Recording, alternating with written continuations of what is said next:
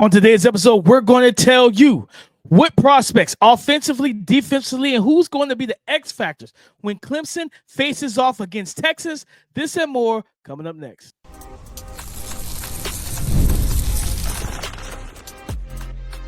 You are Locked On NFL Draft, your daily podcast covering the NFL Draft. Part of the Locked On Podcast Network, your team every day. What's up, Locked On family? Welcome back to the Locked On NFL Draft Podcast, your daily podcast covering your favorite draft prospects, part of the Locked On Podcast Network, your team every day. I'm your boy, Damian Parson. You can find and follow me on X at DP_NFL. I'm a senior draft analyst, and thank you for making Locked On NFL Draft your first listen today and everyday shot for being our everydayers. And you know I got to kick the intro to Mr. LSU himself, Keith Sanchez. You can find and follow him on X at TheTalentCode. You talk to him, baby. What's up, Locked On family? Let's get locked in. This is Keith Sanchez, 2019 national champ, man, and the other side to this dynamic duo that we like to call the Locked On NFL Draft Podcast. And I want to start this podcast off by saying shout out to our everydayers. Thank you for tapping in with us each and every single day, man. Every listen is greatly appreciated here over at Locked On NFL Draft. With DP, we got us a banger, man. We have Clemson versus Texas. They meet first round of the playoffs, right? Clemson snuck in the back door, right? They was able to beat SMU in the ACC championship, jump all the way up, make it guaranteed that they're in the playoffs. And who do they get to face? Texas. You get Cade Klubnik coming back home to face a Quinn Ewers, right? Do we get an arch man in sight? And we have so many things to talk about with this one, DP. I'm ready to get started, man. Let's start. We're talking offensive prospects. We're talking defensive prospects. We're talking X factor prospects. DP, I'm ready to get started. Let's start with these offensive guys. Today's episode is brought to you by Hillsdale College. Go right now to hillsdale.edu/lockedon to enroll. There's no cost, and it's easy to get started. Keith, offensive prospects, I'm going right to the Clemson Tigers, and I'm going to their receiving core. Antonio Williams. Keith, you know I've been pounding the table for this young man for feel like 2-3 years right now. Yep. Since he was a freshman, man, and he's their leading receiver this year, 71 receptions, 842 yards receiving. He's averaging about 12 yards per reception, 10 receiving touchdowns, and he plays both outside and inside, out wide and in the slot. They're arguably the best route runner, but also he has the long speed to win on the vertical routes as well, deep posts, go routes, things of that nature. And he's one of Cade Klubnik's favorite targets. He's the guy that can kind of settle him down. And I think for Cade, you know, of course, Cade is the bigger name. He's the quarterback. But getting the ball to Antonio Williams is going to be big for this offense. Especially, we talked about it yesterday, Keith, Phil Maffa and this shoulder injury. Like, it's been something nagging for him. I'm pretty sure it's been like the second half of the season when his play started to kind of dip. Like, it's the shoulder injury. Dabo Swinney said he's going to eventually, after the season, he's going to need shoulder surgery. So that means he might not work out at the combine. We might not see him at any all-star games, different things of that nature, so he could be ready for rookie camp and training camp and everything once he's drafted. If you can't run the ball, you're going to have to throw it. And I think also in this air raid, kind of some West Coast principles, Keith, how the quick passing game is an extension of the run. You can do those quick passes to an Antonio Williams. You can get the ball to him in space, allow him to be a playmaker for you. 5'11", 190 pounds. He has an NFL wide receiver skill set. I think this is a big opportunity for him, especially because we'll get into that defense, which is loaded with NFL talent. So he's going to see his former teammate, you know what I mean, Andrew Makuba. But against Jahdae Barron and different things like that, this is an opportunity for Antonio Williams to stamp himself. Again, if not for the 2025, at least for the 2026 NFL draft, and go ahead and get the hype train started. Yeah, I like that, DP. I like that call out. I'm going to go on the other side of the football, and I'm going to go with a name that we've already identified as one of the biggest risers for us collectively here at Locked On NFL Draft, right? And that's Texas wide receiver Matthew Golden, right? Has to be somebody to watch. It appears that, especially after the last game against Georgia, I was trying to think what their last game was against Georgia, that Matthew Golden is clearly the number one wide receiver for Texas now, right? Like he is the best wide receiver. It's something that we talked about. We said previous to this game. We said 2 months ago. I remember when we first started scouting, I was like, hey, I kind of like this guy out of Houston, right? And he's clearly the number one guy. So I feel like if this offense has an opportunity to thrive, talking about Quinn Ewers and his passing attack, it's going to be because Matthew Golden has upwards of 6, 7 plus catches and 100 plus yards. If there's ever a game where you need 100 yards and 7 catches, it's this one for Quinn Ewers, is this one for Matthew Golden. So I'm looking at Matthew Golden as a guy to just an offensive guy to definitely watch, because I think we don't see wide receivers as engines, right? We never say that, right? As usually, we say a quarterback or a running back or even potentially the offensive line. It's rare that we say a wide receiver, but when it comes to this passing attack, their ability to get the football in his hands, him being their most reliable wide receiver, I think it's Matthew Golden. No, kid, and it's crazy because you were the first person I ever really heard talk about Matthew Golden this past summer when you watched him. And then, well, it was probably a month or so ago, once I finally got like eyes on him, let the season play out. And I was like, okay, yeah, he's the best receiver on Texas. And I do still like Isaiah Bond. The speed, the route running is there for him, stuff like that. But the ball skills, the body control, the catch he made, even on like the goal ball that was a little underthrown by Quinn, to go up and make a full 180 in the air, catch it, come down with 2 feet, the ability to make plays and at the catch point, he's competitive there, but also he's got really good speed. This guy knows how to, like, as a route runner, like to me, he might be the most nuanced route runner on that team. I think so. Detailed, being able to accelerate, decelerate, like put guys in conflict. But I love his acceleration after the catch. Like, you're talking about those quick curls and comeback routes where he works back to the quarterback, catches the ball, and that DB's triggering down, like working back down to him, and he just turns and goes. And it's like, it's subtle, it's smooth, it's very effortless transition from going to receiver to runner. He does that at a very, very high clip. And to watch him torch Georgia's secondary for over 160 yards, how many receivers we've seen do that over the last 3, 4, 5 years? A Georgia secondary getting cooked by one receiver like that? Like, no, like the deep ball was there. Yeah, this dude, he's right now, because a lot of you not over at Bleacher Report, he is my wide receiver 5 right now. Like, that's how high I am on him right now. I think that everybody is sleeping on Matthew Golden. But Keith, of course, we got to talk about Quinn Ewers, right? Like, we got to talk about Quinn. Keith, we got to. Like, Quinn is off. Listen, you said do we see some Orange Manning? Quinn? I mean, I'm going to say right now, it's not we got next week. No, this is it. Like, this Michael Jackson's tour, this is it. Like, you got to be able to, you cannot give the coaching staff any anxiety in this game to where they feel like our only chance to win is to put Arch in. Because at the end of the day, Steve Sarkisian, you don't, like, same thing for Quinn. You don't have next week to say we'll get him next week. No, you have to play well in this game, and if for his sake, you can't go in this game and lose this game on the back and arm of Quinn Ewers. You can't.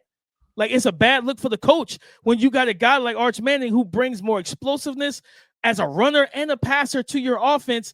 If your offense is struggling, you got to figure out and get Arch Manning in the game. But Quinn Ewers, it's flashes with him. Like, I'm watching the tape, I'm seeing high-level anticipation. I'm seeing accuracy. Arm talent still what it is, but I'm like, all right, Quinn, where is this game after game, rep after rep? Like, he can be a top of the second-round quarterback and probably a franchise QB in the right situation. He's got to ball out in this game, man. Yeah, I agree 100%. DP, we talk offense. Let's flip on the other side, right, and talk defensive guys. I think this is going to be a fun conversation, talking these defensive prospects. So we're going to talk defensive guys, tons of them on both sides of the football. Talk about that coming up next. Today's episode is brought to you by PrizePicks. PrizePicks is the best place to get real money sports action. Make your holidays bigger and brighter with PrizePicks. The best place to get real money action while watching your favorite sports. You can now win up to 1,000 times your money on PrizePicks. PrizePicks now offers MasterCard for quick and easy deposits into your account this sports season. Join now, because this holiday season, PrizePicks is giving away 2 free picks in December, and they're giving away $30+ million in rewards during Picksmas. To get in on this action, just download the app today and use the code LOCKEDONNFL to get $50 instantly after you play your first $5 lineup. Download the app today. Use the code LOCKEDONNFL to get $50 instantly after you play your first $5 lineup. PrizePicks, run your game. It's that time of the year. The college football playoff is back. And with the newly expanded 12-team format, it's guaranteed to be bigger and better than ever, bringing you all of the hard-hitting and high-flying excitement that you love.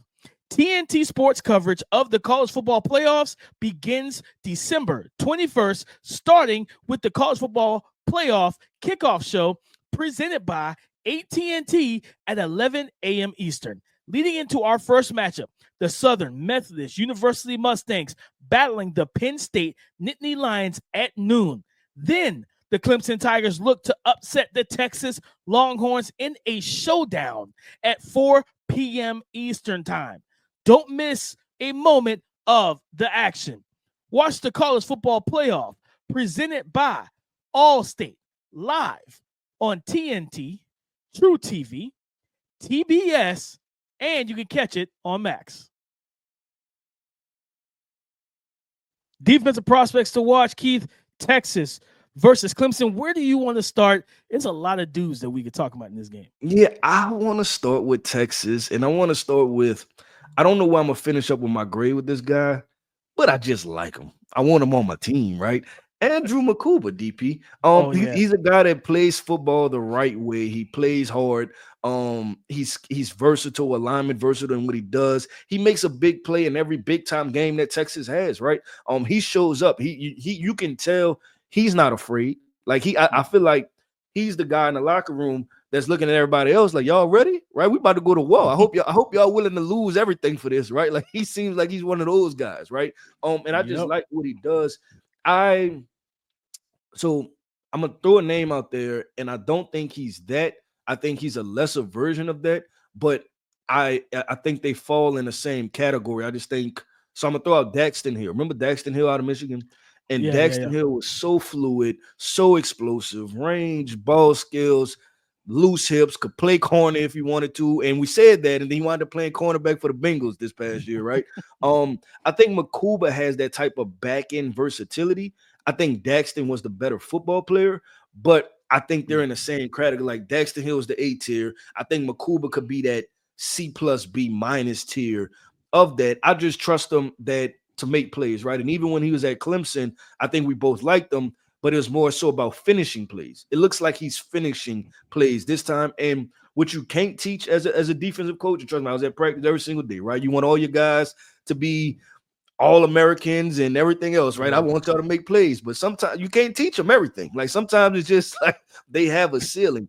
I think Makuba's ceiling has not been identified yet because I think that he has the want to get better, and I think he can continuously make steps towards the right direction to become an even better football player. So I'm looking at Makuba. That's going to be so fun. You're talking about stop and field Mafia. You're talking about play action. You talk about Antonio Williams. You talk about tight end Jake Brenningstool, right, for Clemson. He has to guard all of that. Cade Klubnik on the RPOs, right? The quarterback keeps. He has to come down and make plays. Like, he's going to be a key factor to this game.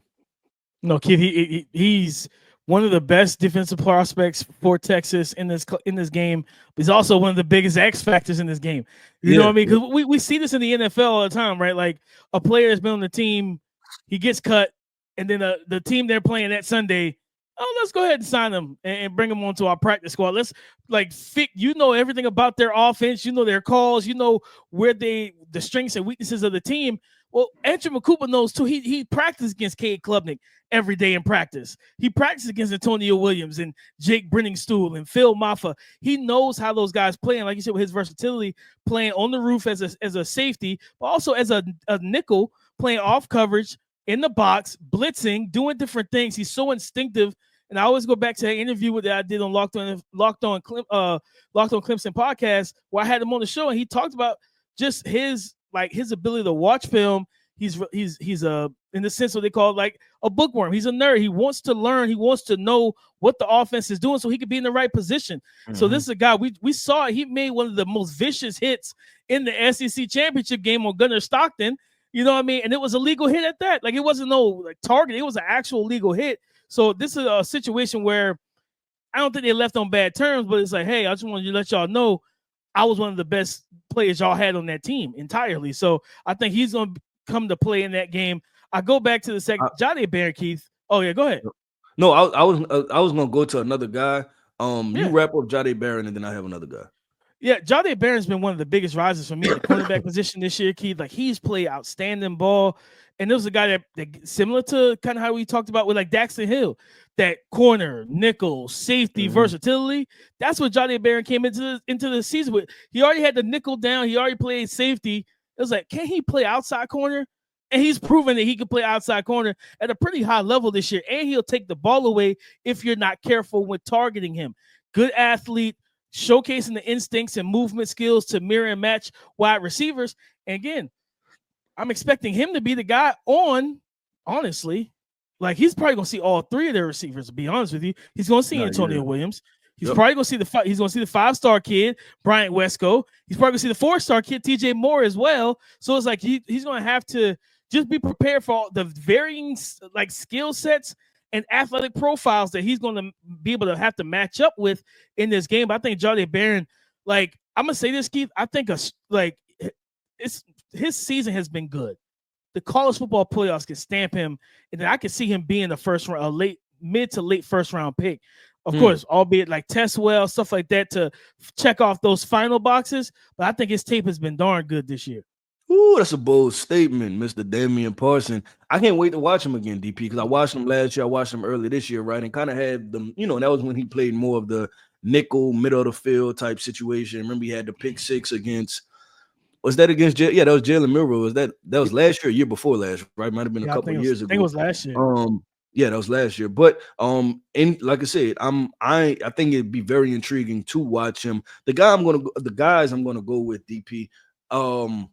This matchup is called Who Wants to Go in the Second Round, right? And it's going to be Barron Sorrell versus Blake Miller, right? The edge rusher from Texas, Barron Sorrell, and then Blake Miller, right? The offensive tackle. Who wants to go in the second round? Win this matchup, right? Somebody dominate this matchup. You're probably going in the second round. Because I like both guys, DP, and you know how this, and I know we're supposed to be talking about solely defensive prospects, but people stick with me, please stick with me, right? But you know how when you're watching prospects and the meter, it goes up and down, right? It goes second round, third round, second round, third round, right? I feel like both of these guys are fringe right in between there to where you really like things from both of these prospects. And in a class, like we say, that from top to the middle is wide open, right? The edge rusher class from the top to the middle is wide open. The offensive tackle class from the top to the bottom is wide open. I look at this, and that's why I call this matchup Who Wants to Go in the Second Round. This should be a fun. People don't let this matchup fly under the radar for you guys, right? Our locked on family. This is an NFL matchup. You will see both of these guys playing in the NFL. This is an intriguing thing to look at. No, 100%. I love that. Who wants to go in the second round? Because when you look at Blake Miller, Keith, like he's 6'6", like 315. He's athletic, long arms. He's strong in the run game. He's got good upper body strength, but it's just the mechanical things, the technical things, right? Like I always say that, for me, when I watch that interaction, watch the battles in the trenches, O-line, D-line, it's like a boxing match. And it's like, who has the reach advantage? Who's the actual better puncher? Who knows how to set you up to bring down your guard? Different things like that. He's got to be a better defensive fighter. At times, his hands are too wide, but he has all of the physical traits that you want in a legit top. Like when you look at Blake Miller, he looks like a first-round right tackle. He looks like he would be a first-round right tackle, and you're like, yeah, he's one of my bookend cornerstone offensive linemen. It's just getting those technical things down pat. I wasn't a fan of him last year, but he's gotten better this year. You just want to see him, continue to take that stride. Keep also on. You look at the trenches. Now, this is, to be honest, this is more so a little foreshadowing to next year. TJ Parker is one of the best defensive players in college football. Yep. Like, guys, if you haven't watched him, I got some numbers for you. Don't worry, your boy DP got you. He's got 12 sacks on the season, 11 QB hits, 27 hurries. He has a pass rush win rate of 16%. True drop back sets, 9 sacks, 7 QB hits, 17 pressures. His pass rush win rate jumps up to 28%. TJ Parker, 6'3", 265, is probably going to be a projected top 10 player for the 2026 NFL draft next year. This young man is playing out of his mind. And I remember watching him last year give Joe Alt problems, who's playing stellar ball, protecting not the blind side, but the right-hand side of Justin Herbert for the Chargers. And I was like, this is a 17, 18-year-old against Joe Alt, and he's giving him this type of issues. Okay, and then you see him this year take that next step. So watching him, just talking about for next year's class, guys, watch number 3. When Clemson's defense is on the field, watch number 3, but also watch number 11, Peter Woods, the guy that just plays all up and down that defensive lines from 0, 1, 3, 5 tech. He'll stand up and rush off the edge. They do a lot of different things with him, Keith. But I will ask you this, Keith. Barrett Carter, what do you need to see from Barrett Carter in this game to solidify himself as a day 2 pick? I don't even want to say play solid football, right? Because it's not that, and that sounds boring, and that sounds like a low bar for him, right? Like it's like, oh, he's a bad player, so just play solid. No, I want him to make the routine plays, right, and just look natural again. Like make the tackles. You know you're athletic enough. You're gonna get there. Finish the tackles, right? And I think and you know what? My phrase would be just finish. Right, just finish the play. Because he's athletic enough to do anything. This is another guy that can line up in the nickel. He can run with the slot. He can run with the tight end. Right, he can play on the outside. He can tackle in space. But it's the inconsistency. So just be consistent and finish plays. But Barrett Carter is definitely somebody to look at when you talk about guys like Jadon Blue coming out of the backfield and things like that. Him being able to cover them. The tight end Gunnar Helm, right, for Texas, he's going to match up with that guy also. And just also Texas does a lot of orbit motion, jet motion, return motion, right? And you got to look for the freshman Wingo, right? The freshman Wingo, you might have to tackle that guy in the backfield, right? And it might be you as the lone defender, and if you don't, it's going for 60. Step up, make the play. So that's simply what I want from Barrett Carter. But DP, we talked about it. We hinted at it a little bit, right? We kind of brought up a couple guys. We told you there's a lot of draft prospects in this matchup. That's why we are excited over here. Let's get into these X factor prospects, right? The guys that will be the game changers, the difference makers in this Clemson versus Texas matchup coming up next. Time is our most precious commodity. So don't waste it scrolling through the same mind-numbing content for hours and hours. How can you spend it wisely to improve yourself? Our sponsor, Hillsdale College, is offering more than 40 free, that's right, 40 F-R-E-E free online courses, including The Great American Story, A Land of Hope, The Introduction to Free Market Economics, Constitution 101, The Meaning and History of the Constitution. All of Hillsdale's courses are self-paced so that you can start whenever and tune in wherever. Plus, you can go deeper with readings, quizzes, discussions, or simply just enjoy the lectures. Go right now to hillsdale.edu/lockedon to enroll. There's no cost, and it's easy to get started. That's hillsdale.edu/lockedon to register. Again, guys, to get in on this free action, it's hillsdale.edu/lockedon. Thank you for making Locked On NFL Draft your first listen today and everyday shot for being our everydayers. Keith, X Factor prospects to watch. We talked about Antonio Williams and Cade Klubnik and Phil Maffa, Blake Miller. We talked about all these guys for Clemson's offense. Jake Brenningstool to me, like his numbers like are solid. Cade Klubnik has to find him when he's open. Like he gets open down, especially down the field. Like Garrett Riley dials up some concepts and gets Jake Brenningstool one-on-one as that flex tight end. And I talked to a scout buddy of mine, and he was like, man, he said he's arguably one of the better pass catching tight ends in this class.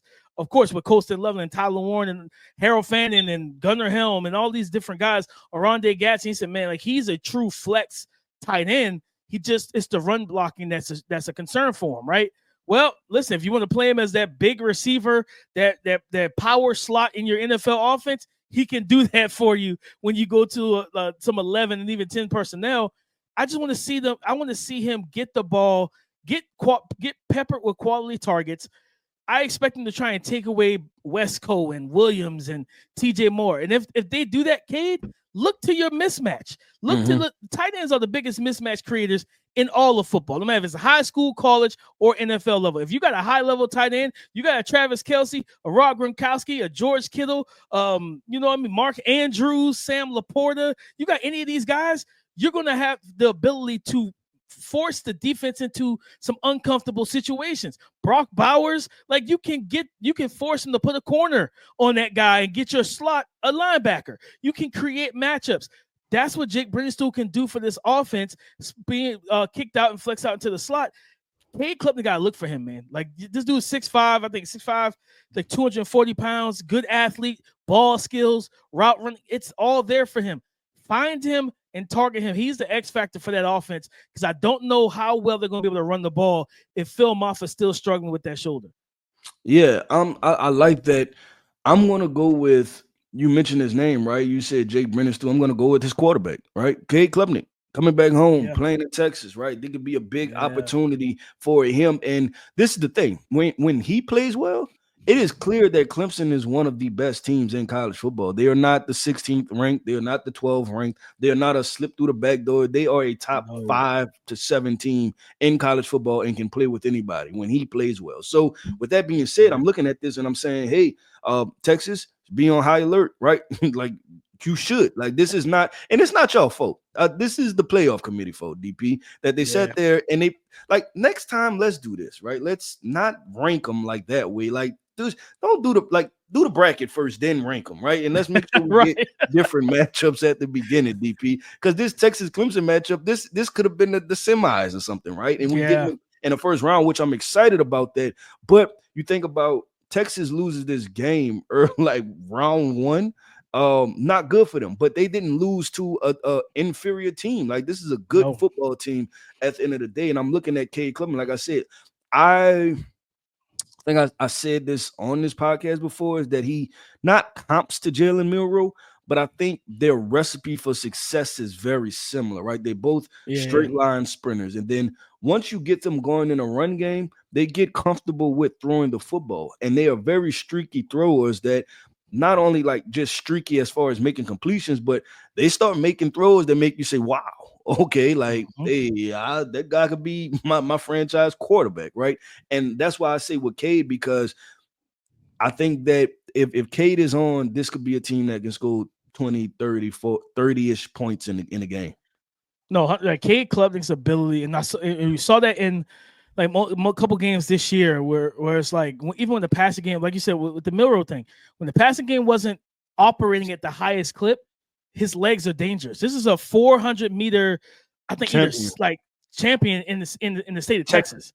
Yeah, like quarterback. You can run the 400 and make it to the finals in Texas. Let me say, you can run. You can run of the elite people running, right? And that's just high school. But we know one thing: there's fast and there's Texas fast. And if you qualifying in Texas, you're fast, legit. And you're a quarterback doing that. Yeah. For instance, I think if you go back a couple of years, what school it was? I think Fort Bend Marshall. They broke the Texas high school.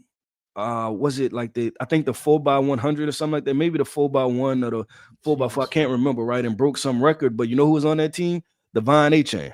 You know what I'm saying? So that lets you know, like, fast, right? Like different levels of fast. It's a different level of speed. And when you see that, and it's funny because when you watch him hit his stride in open field, you see the track stance, the track running style, right? Like it's very formal, it's professional. It's like, he ran track. Like you could tell the guys who run track, when they're out in open field, you could tell, okay, he got track background. Like look at the run style. Like that is smooth, that is like crisp, concise. And with him, he knows how to use that to his advantage. The main thing for him, I need him to do is in this game, when Texas changes the pitcher, because they're going to show you some too high. They might show you some one. They're going to rotate into some stuff post snap. Okay, be patient.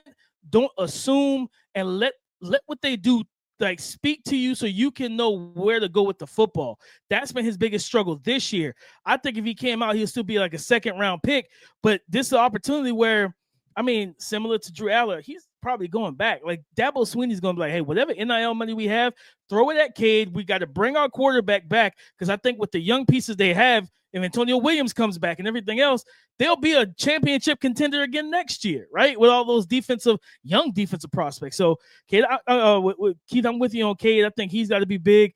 And I go back to Texas, offensive line, Kelvin Banks Jr., right? Like he's got what I think he's supposed to play in this game. I think he was trending in the right direction. And if he plays in this game, Keith, I think the big thing for him is TJ Park.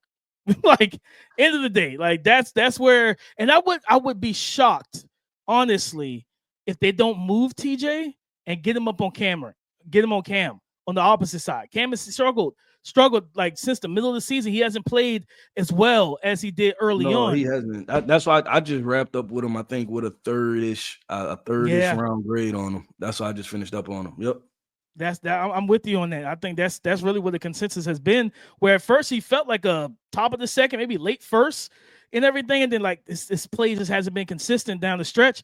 And you honestly, if you're Clemson, you want to snowball effect that. You want to flip TJ over there and make him struggle some more. Like get to Quinn, because also with Quinn being in the pocket, he doesn't always feel and sense pressure well, and then that opens you up to turnovers, strip sacks, forcing the ball into just like bad, we saw that right against Georgia.